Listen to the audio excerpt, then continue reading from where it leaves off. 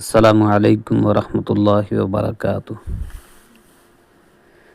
आज हम मालूम करेंगे कि कंपनी हलाल है या हराम है। उसको अपने मोबाइल के आप स्टॉक और ऐप है जो इससे मालूम कैसे करें। इसका बहुत ही सिंपल तरीका है। अब कौन सी कंपनी हलाल है कौन सी हराम है मुसलमान के लिए जानना ज़रूरी है। मुसलमान के ईमान का हिस्सा है हलाल और हराम में तमीज़ करना। तो इसको अलग अलग कैसे पहचानेंगे, उसका क्या पैरामीटर्स रहेंगे और कौन से क्राइटेरियाज़ हैं जिन पर कंपनी अगर सही उतर जाए तो वो हलाल हो जाती है। जैसे उलमाए किराम में से सबसे एक्सपर्ट जो हैं तो मौलाना खालिद सैफुल्लाह रहमानी साहब हैं, जो अ, हमारे भारत देश के एक बहुत बड़े आलिम हैं। तो वो कह रहे थे, किसी एक मजलिस में कह रहे थे कि शेयर मार्केट में 5000 से ज़्यादा कंपनियाँ हैं और एक कंपनी भी 100% हलाल नहीं है। लेकिन हमने कुछ इस्लाम के नुक्ता नज़र से कुछ क्राइटेरियाज़ बनाए हैं उलमाए किराम ने। तो उन पैरामीटर्स पर अगर कोई कंपनी उतर जाए तो वो हलाल हो सकती है। तो उसमें सबसे पहले हम देखेंगे कि कंपनी जो किस तरह की हलाल हो सकती है, उसका फ़ील्ड क्या होना चाहिए। तो सबसे पहले हम देखते हैं कि हम जब अपनी अपस्टॉक की ऐप को ओपन करते हैं तो कुछ चीज़ें हमें यहाँ भी मिल जाती हैं। ये हलाल हराम तो ये पेचीदा मसला है, एक लंबा प्रोसेस है। इसके लिए तो बहुत बड़ी वीडियो या कई वीडियोस लगा कर भी जानना ज़रूरी है। लेकिन हम थोड़ी सी जगह में बता सकते हैं कि आसानी से हमें थोड़ा बहुत कैसे पता चल जाए कि ये कंपनी हलाल है या हराम है। क्योंकि बहुत सारी कंपनियों की कॉल्स और टारगेट की कॉल्स जो है मुफ्ती साहब देते हैं, तो लोग उसमें परेशान हो जाते हैं कि वो ऐप खोलते हैं। तो ऐप खोल कर तो उसमें देखते हैं कि भाई ये तो वहाँ पर तो वो उसको मशकूक बता रहे हैं कि ये हलाल है या हराम है। तो हम उसको उस छोटे से डाउट को कैसे क्लियर करें, उसके लिए हमें सबसे पहले यहाँ पर जब हम आते हैं तो हमें किसी भी कंपनी को क्लिक करते हैं तो हमें यहीं से देखना है कि कंपनी का फ़ील्ड क्या है। तो आधा तो हमें यहीं से इल्म इसका मिल जाएगा कि कौन सी कंपनी हम देख रहे हैं और वो हलाल है या हराम है। तो उसमें हम जब यहाँ पर देखते हैं तो ये हमें इसका सेक्टर नज़र आ रहा है कि सेक्टर क्या है कंपनी का। तो ये कंस्ट्रक्शन मटेरियल की कंपनी है। अब इसमें नीचे नीचे जब हम आते हैं तो सारी चीज़ें लिखी हुई हैं कि ये किस तरह का मटेरियल देते हैं, इंजीनियर के एतबार से है, किस तरह से है। तो सारी चीज़ें हम इसमें पढ़ सकते हैं। और यहाँ से अगर किसी को इंग्लिश ना आती हो तो यहाँ से कॉपी कर ले सारे पूरे पैराग्राफ को कॉपी करके, तो फिर एक एप्लीकेशन मोबाइल में आती है ट्रांसलेशन के एतबार से, तो उसमें डाल कर ट्रांसलेशन कर लें और वहाँ से उर्दू और हिंदी में भी पढ़ सकते हैं। तो कहाँ कहाँ इसका फ़ील्ड क्या है, किस स्टेट में है और काम क्या है, तो वो सारी डिटेलें इसमें लिखी हुई हैं। तो सेक्टर से हमें कंपनी 50% हलाल मिल जाती है कि 50% इसका सेक्टर जो है तो ये पूरा हलाल है कि काम क्या करती है। तो दूसरी चीज़ हम जब इसमें पीछे मुड़ के देखेंगे तो हम यहाँ से जब क्लिक करते हैं तो हमें यह पता चलता है कि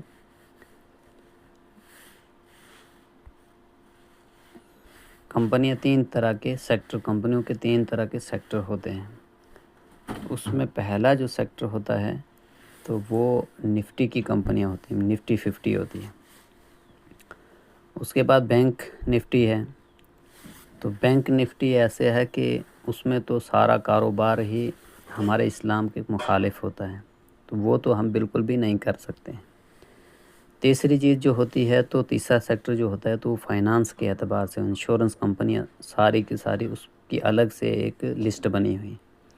तो इंश्योरेंस कंपनियों को भी हम नहीं ख़रीद सकते हैं क्योंकि वो इंश्योरेंस के एतबार से इस्लाम के सही क्राइटेरिया पर नहीं उतरती हैं।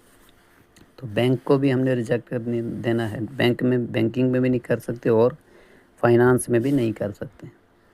उसके अलावा जो निफ्टी 50 बचता है तो इसमें से भी बहुत सारी कंपनियां जो हैं तो वो अलग अलग कारोबार करती हैं। मिसाल के तौर पर हमने उसका सेक्टर देखा कि वो शुगर की कंपनी है, तो हम उसको अवॉइड करेंगे कि शुगर की कंपनी जायज़ नहीं। उसमें एक चीज़ ऐसी जो 70% जो एक ऐसी चीज़ वो कंपनियां बनाती हैं जो शराब के यूज़ में लगती है, तो शुगर की कंपनी हम नहीं ले सकते हैं। उसके अलावा जो कंपनी शराब बनाने वाली कंपनियां वो निफ्टी का हिस्सा हैं, लेकिन वो भी शराब की बनाने वाली कंपनी वो भी हम नहीं ले सकते। उसके अलावा डिफेंस की जो कंपनी जो कंपनी हथियार बनाती हैं तो वो भी हम नहीं ले सकते हैं। तो इस तरह से हम जब सेक्टर पर क्लिक करेंगे तो सेक्टर से हमें ये मालूम पड़ जाएगा कि कौन सी कंपनी मजबूत है, ये जायज़ है या नहीं है। तो 50% हमारा डाउट यहाँ से क्लियर हो जाएगा। उसके बाद हमारे लिए जो दूसरी चीज़ है तो मार्केट कैप देखना ज़रूरी है कि जिस कंपनी में हम पैसे लगा रहे हैं, अगर हम किसी पार्टनर के साथ दुकानदारी में पार्टनरी करते हैं या बिज़नेस में, तो हम उसको देखते जांचते हैं अच्छी तरह से, हज़ार तरह के मशवरे करते हैं, बड़े बड़े लोगों से मिलते हैं जाके कि हम इसमें पैसा लगा रहे हैं, इसके पार्टनरी में इसके साथ पार्टनरी करना चाहते हैं, तो हम लगाएं या ना लगाएं। तो अगर हमें अच्छी तरह से उसको जांच कर पता चले कि आदमी अच्छा है और नुकसान का अंदेशा नहीं है तो फिर लगाते हैं। तो हम शेयर मार्केट में आके ऐसी गिरी पड़ी कंपनियों में पैसे क्यों डालें। तो उसकी जांच के लिए हम जब यहाँ पर सेक्टर के पास में जब आते हैं तो ये सेक्टर आ गया, तो यहाँ पर हमें मार्केट कैप भी नज़र आता है कि कंपनी के पास जो बैलेंस है, जो उसके पास अपना बचत का पैसा है तो वो कितना है। तो ये यहाँ पर इसका ये दिखा रहा है कि इसका इतना इतना है। उसके अलावा दूसरी चीज़ जो देखने की है तो वो ये जो पैराग्राफ बना हुआ है, तो ये चार्ट बना हुआ है, तो ये ज़रूरी है कि प्रमोटर होल्डिंग जो है तो ये 50 से ऊपर होना चाहिए। प्रमोटर मालिकाना हकूक़ चंद आदमियों के पास होते हैं जो उसके बड़े होते हैं, तो उनके पास ये 50% से ऊपर होना चाहिए। तो पर ये इस कंपनी का ये आ रहा है। उसके अलावा हम यहीं पर क्लिक करेंगे तो ये रिटेल एंड अदर्स ये भी अच्छा है इसका। और उसके बाद म्यूचुअल फंड्स में भी होना चाहिए। उसके बाद हर एक मतलब यहाँ से हम हर एक इसको क्लिक करेंगे, फिर इसको क्लिक करेंगे, इसको क्लिक करेंगे, यहाँ पर छोटे-छोटे बने हुए इसको क्लिक करके तो हमें सबका डाटा यहाँ से मिल जाता है कि कौन सी कंपनी क्या है। तो अदर डोमेस्टिक जो रिटेलर्स हैं तो उनके पास कितना है, और ये फॉरेन इन्वेस्टर FII जो होते हैं तो उनके पास कितना है कि फॉरेन इन्वेस्टर के पास ज़रूरी होना चाहिए। तो इस तरह से हमें मालूम हो जाता है यहाँ से भी कंपनी क्या है। उसके बाद कंपनी डिविडेंड कितना दे रही है, तो जो कंपनी अच्छी जिसका रिज़ल्ट क्वार्टर दर क्वार्टर अच्छा आता है तो वही डिविडेंड भी देती है। जब कंपनी खुद खसारे में जा रही, नुकसान में जा रही हो, तो डिविडेंड कभी भी कंपनी नहीं देती है। तो इसलिए हम इसको भी यहाँ से ही देख सकते हैं कि ये डिविडेंड पे कर रही है। तो ये चीज़ हमें यहाँ से समझ आती है कि कंपनी कितनी मज़बूत है और हलाल कितनी है। दो चीज़ें हमें यहाँ से निकल आती हैं। इसके अलावा फिर हम कंपनियों को जाके तो क्रोम में से भी वहाँ से भी सर्च कर सकते हैं कि कंपनी क्या काम करती है। तो जब हम किसी कंपनी को और जांचना चाहते हैं तो उसका सिंपल तरीका ये है कि उसको हम क्रोम में भी ओपन कर सकते हैं। जैसे मैंने यहाँ पर एक कंपनी ओपन करके रखी हुई है, तो इसकी बहुत सारी डिटेल्स यहाँ पर हमें मिल जाती हैं। तो यहाँ पर हमें ये कंपनी का बता रहा है कि ये दोनों जगह पर लिस्ट हैं। जैसे यहाँ पर BSE में भी है और NSE में भी मौजूद है। और इसके बारे में अगर हम वहाँ से अगर हमें कुछ ज़्यादा डिटेल्स ना मिले तो यहाँ पर सारी डिटेल्स हमें मिल सकती हैं कि कब ये कंपनी वजूद में कब आई और इसका आगे का बैकग्राउंड क्या है। तो ये चीज़ें देखने के बाद नीचे हमें बहुत सारी और डिटेल्स मिल जाती हैं। तो इन डिटेल को भी हम अच्छी तरह से देख सकते हैं। मार्केट कैप ये इसका ये है, फिर करंट रेट ये है, हाई कितना था इस साल में और लो कितना। तो इस हाई और लो से भी आदमी को अच्छी तरह मालूम पड़ता है कंपनी मज़बूत है या कमज़ोर है। कि जनवरी में ये लो थी इस पर, और फिर आज जो करंट आज दिन चल रहा है या आज महीना चल रहा है तो उसमें ये यहाँ पर पहुँचा है। तो इसका मतलब ये है कि कंपनी ने काफ़ी अच्छा प्रॉफिट जनरेट किया है, ताकि तभी तो ये यहाँ पर इतने ज़्यादा ऊपर आई। तो उसके बाद नीचे ये चीज़ें बहुत सारी हैं, तो ये भी कभी मौका मिला तो इंशाल्लाह मैं समझाऊँगा।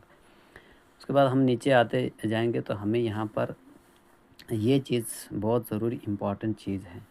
ये पूरा पैराग्राफ जो है तो ये इम्पॉर्टेंट है। Company is almost debt free, कि कंपनी कर्ज़ से बिल्कुल फ्री है। ना इस पर बैंक का कर्ज़ा, ना किसी कंपनी का कर्ज़ा, ना किसी विदेशी मुल्क का, दूसरे किसी मुल्क से जो मटेरियल लिया, रॉ मटेरियल लिया, तो उसका भी इसके ऊपर कोई कर्ज़ा नहीं है। फिर company has been maintaining a healthy dividend payout of इतना परसेंट। तो पे आउट जो इसने बढ़ाया है अपना, तो डिविडेंड का जो बोनस है तो वो भी इसने अच्छी तरह से बढ़ाकर आगे अपने ग्राहक जो शेयर होल्डर हैं उनको पे किया है। फिर नीचे आकर तो ये चीज़ भी बहुत ज़्यादा इम्पॉर्टेंट है। Stock has trading at 12.8 times it's book value. जो इसका बुक वैल्यू उससे 12 जो पॉइंट है, 0.8 है, तो ये 12 टाइम्स यानी 13 टाइम्स ये ऊपर चल रही है। वरना ये होता है कि एक टाइम, दो टाइम इतना ही होता है। अच्छी अच्छी कंपनियां भी इतना ही चलती हैं, लेकिन ये कंपनी अच्छी ऊपर की तरफ जा रही है। फिर नीचे the company is delivered a port sales growth of इतना इतना ओवर पास्ट 5 ईयर्स। ये 5 साल का बता रहा है। इस साल में कंपनी ने जो सेल किया है, जो बुक वैल्यू बढ़ाया है, तो वो इतना बढ़ाया है। लेकिन अगर 5 साल की करें तो आदाद व शुमार वो कम पड़ता है। 5 साल में कम पड़ रहा है, लेकिन 1 साल में इसका ज़्यादा हुआ। तो इसी साल में इसने ये किया। तो कंपनी का तो हर मिनट में रेट बदलते उतरते हैं, कभी चढ़ते हैं। तो उससे इसका 5 साल में तो कहीं से कहीं कंपनी निकल जाती है। तो यहाँ से भी हमें इसका ये पता चल जाता है कि कंपनी कितनी मज़बूत है। उसके बाद हम नीचे आते हैं तो हमें यहाँ पर पता चल रहा है कि इंटरेस्ट इन अदर इनकम्स। तो ये जो पैराग्राफ है ये ज़रूरी है कंपनी के हलाल होने में। तो यहाँ पर हमें ये दिखा रहा है कि इंटरेस्ट से भी इसकी कमाई आ रही है। लेकिन इसको हम क्रोम में ही सर्च करेंगे कि इसका जो है जिस कंपनी का भी हो तो उसको हम सर्च में डालेंगे कि इस कंपनी के ऊपर जो इंटरेस्ट से इनकम आ रही है तो वो कितनी है। तो वो जितनी होगी तो उसको हम सदका कर सकते हैं। उसका निकालने का भी वो क्या क्राइटेरिया, क्या तरीक़ाकार क्या है, वो भी मैं कभी कोई वीडियो बना के डालूँगा। लेकिन आज मेरा जो ये है लेसन चल रहा है तो ये इसी पर चल रहा है कि कंपनी हलाल मालूम कैसे करें।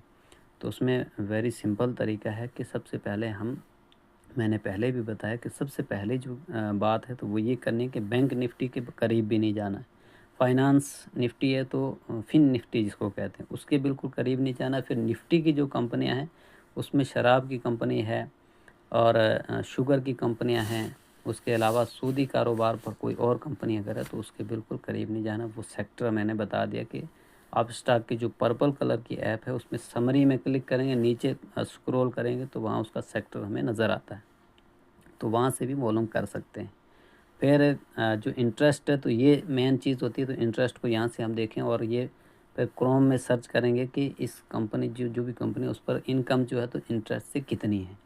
तो वो उसको भी हम निकाल कर तो सदका कर दें तो कंपनी हमारे लिए 100% हलाल हो जाएगी। उसके अलावा कंपनी के हलाल होने में उसके जो एसेट्स हैं वो भी देखना ज़रूरी होते हैं। अभी हम बता देते हैं कि एसेट्स वो हमें कैसे मालूम पड़ेंगे।